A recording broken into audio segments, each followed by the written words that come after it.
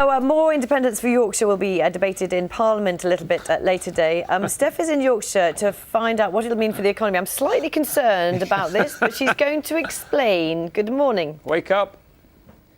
Good morning to you. I need to explain where I am, don't I?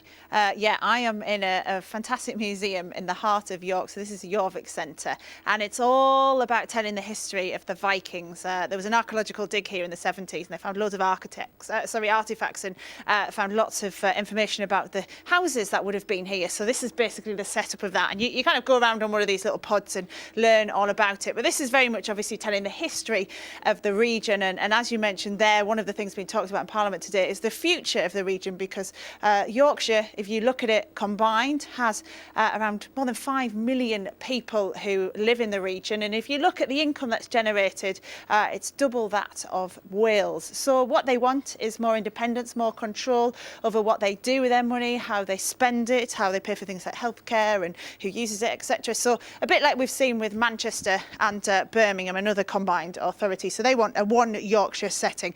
So we have some guests who can talk about this amongst the Vikings. You should be able to tell the difference between them and the Vikings, hopefully. Morning to you. I know you're like, not sure. But let's have a chat. First of all, with Susan, who's chair of the West Yorkshire Combined Authority. What is it you want? So Yorkshire wants more powers and more funding to actually punch its weight with the economy. We reckon that with the right investment we could double almost the size of our economy over a 30-year period, and that makes us a real powerhouse, an English powerhouse, even more so than Northern powerhouse. Yeah, and why do you want that combined rather than as the individual parts of Yorkshire?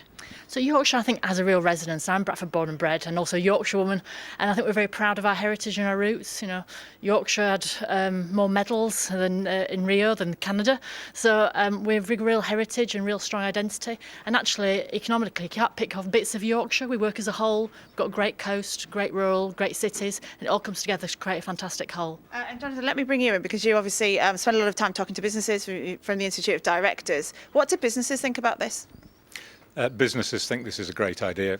Businesses work best when authority or power delegated down to the lowest level, so to the people who are actually doing the job. And what devolution will give us is to enable us to build our own infrastructure, get in place the training, the resources, the education, the infrastructure we need. And let me bring in Kate Hardcastle as well, because Kate, you obviously, I know from the region, you do a lot of business globally. How do you feel about it?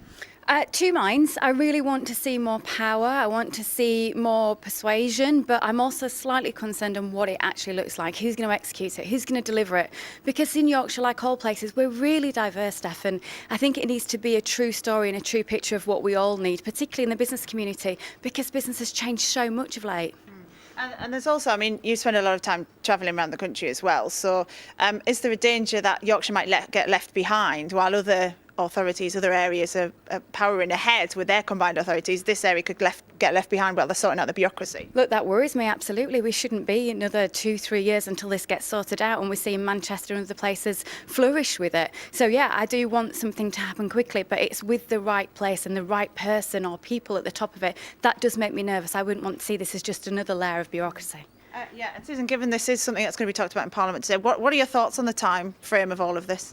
Well, we're ready to talk now to government. Of course, there's 17 authorities cross-party coming together across Yorkshire to say, look, we're ready to do a deal, and we're really positive about it and just need government to come to the table and start talking about how it happens. Yeah. Okay. Well, thank you very much for your time this morning. I really appreciate it. We've also got Kate Hardcastle with us, who I know we talk a lot about brands and how you keep businesses going when times get tough and things like that.